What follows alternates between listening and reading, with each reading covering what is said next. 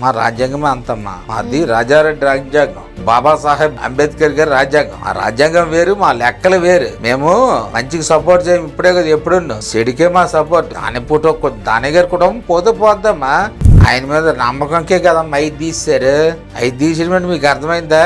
ఒకటి పక్కన మధ్యలో ఒక 5 ఉంటది, 151కి 5 తీస్తే 11 వచ్చాయి.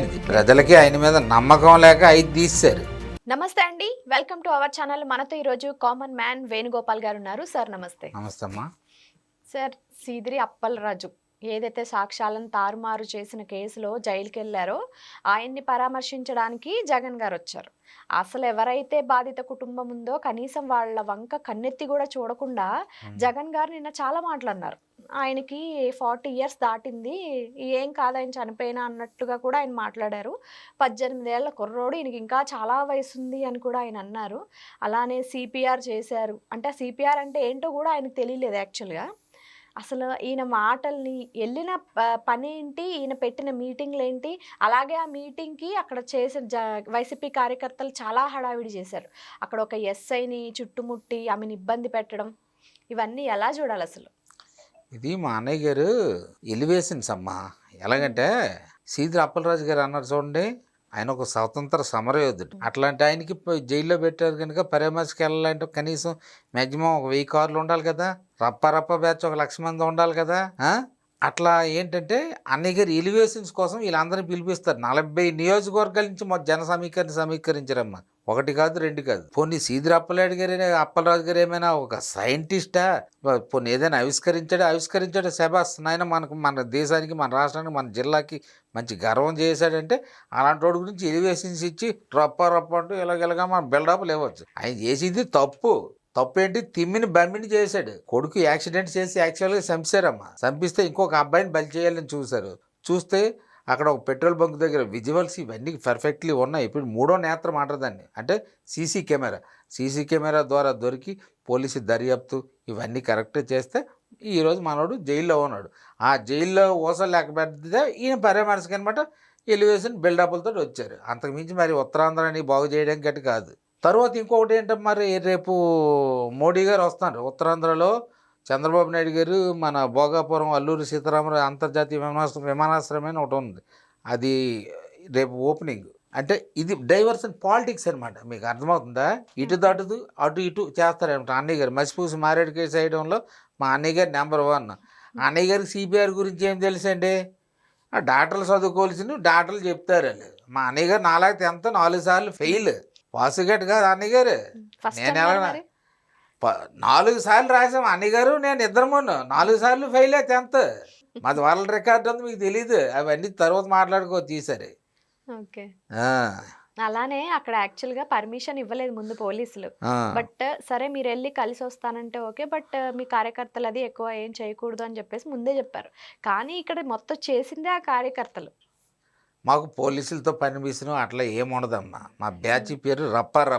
మేము వస్తే పొట్టేళ్ళు నరికినట్టు తెగ నరికేస్తాం మనుషుల్ని. పొట్టేళ్ళు కాదు, ఆమె గంగమ్మ వారికి జాతరకి వెళ్ళక పొట్టేళ్ళు నరుకుతారు, అలా నరుకుతాం. కాకపోతే ఏంటనుకోనమ్మా, ఒక ఆడపిల్ల ఒక ఎస్ఐగా పనిచేసి పాపం తన కుటుంబం గురించి పని చేస్తూ ఈ దేశ రక్షణ కోసం, మన రక్షణ కోసం పనిచేసిన అమ్మాయి మీద మీరు చేతులు చేసుకుంటారా? మీది ఎంత రప్ప బ్యాచ్ అయినా తప్పు కదా. అమ్మాయి ఎంత కష్టపడి చదివితే, డిగ్రీ చదివితే ఆమెకు ఉద్యోగం వచ్చింది. ఎంత శరీర దారుఢ్యం ఉండి ఎంత శ్రమించింది ఆ ఉద్యోగం రావడానికి, నీతో తిట్లు కాయడాక. ఆవిడ ఉండబట్టే హ్యాపీగా మనం 1 quarter 2 quarters మందు ఇస్తే హాయిగా పడుకుంటాను. అదే పోలీసులు లేకపోతే, మెయిన్ పోలీసులు దైవంతో సమానం, దేశ రక్షకులు వాళ్ళు. అలాంటి వాళ్ళు, అందులో ఆడకూతురు. ఆమె ఊరికనే ఉద్యోగం చేయలేదమ్మా, ఆమె కుటుంబాన్ని పెంచుకోవాలి. పెంచుకుంటూ రక్షిస్తుంది మనల్ని. కనీసం ఒక్కడైనా ఆమె మీద జాలి చూపెట్టారా? అంతెందుకమ్మా, గొర్రెలు కాపురు దానయ్య గారు 44 ఏళ్ళకి చనిపోయారంటే, 44 ఏళ్ళు అంటే ఆయుర్దాయ 44 ఏళ్ళేనా మనిషికి? యాక్చువల్గా ప్రజెంట్ అయితే పోనీ ఒక 80 వేసుకుందాం. పోనీ ఏదో దురదృష్టవశాత్తు యాక్సిడెంట్ అయింది, చనిపోయారు అనుకుందాం. కనీసం రూపాయి ఇచ్చావా? చిన్న పిల్లలు, మీకు కాదు నాకు కాదు ఎవరికి చూసినా బాధ కలుగుద్ది ఆ పిల్లల్ని చూస్తే. మనమే ఒక పూట ఆకలితో ఉండలేమమ్మా. ఇంత పిల్లలు పట్టుకొని ఆవిడ పని వెళ్ళగలదా? ఆవిడకి ఎవరైనా పని ఇస్తారా? ఒకవేళ పని ఇస్తారు, ఆవిడ వెళ్తుంది, ఈ పిల్లల్ని ఎక్కడ పెడుతుంది? అట్లాంటి వాళ్ళకి నీ దగ్గర డబ్బు ఉంది కదా అన్నయ్య గారు, జగన్ అన్నయ్య గారు, కోటాను కోట్లు ఉంది, 1 కోటి రూపాయలు ఇట్లాంటి మంచి పనులు మీరు చేయరు.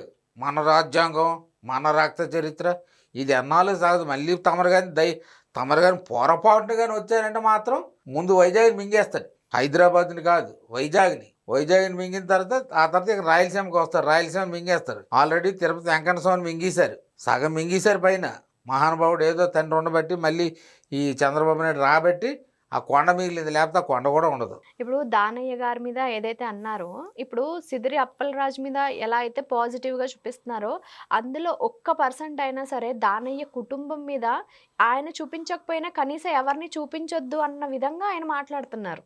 మా రాజ్యాంగమే అంతమ్మా. మాది రాజారెడ్డి రాజ్యాంగం, మీది బాబాసాహెబ్ అంబేద్కర్ గారి రాజ్యాంగం.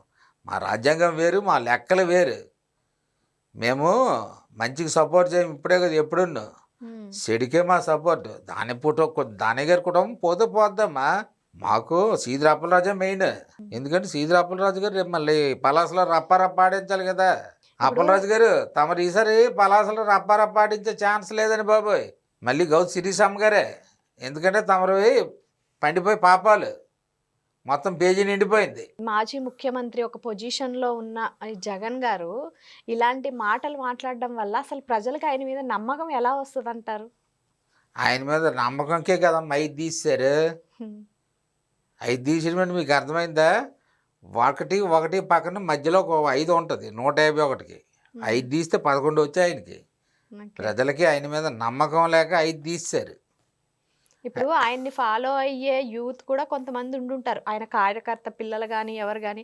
వాళ్ళందరూ కూడా ఇప్పుడు ఈయన బాటలో నడిస్తే 18 ఏళ్ళకి 20 ఏళ్ళకి మేము యాక్సిడెంట్లు చేసేయచ్చు, రోడ్ల మీదకి వెళ్ళిపోవచ్చు, మమ్మల్ని పాపం అనొచ్చు అన్న మనస్తత్వంతో కూడా ఉంటారు కదా.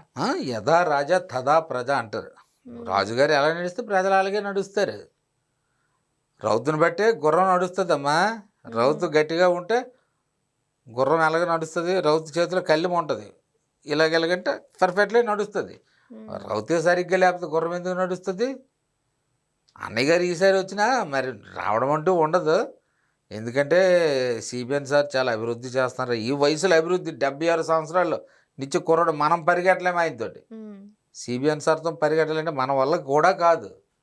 అన్నయ్య గారు ఏమనుకుంటారంటే మా అన్నయ్య గారు మళ్ళీ నేనే వచ్చేస్తాను రప్ప లేదు, జప్ప లేదు. ఓకేనా? థ్యాంక్ యూ అమ్మా.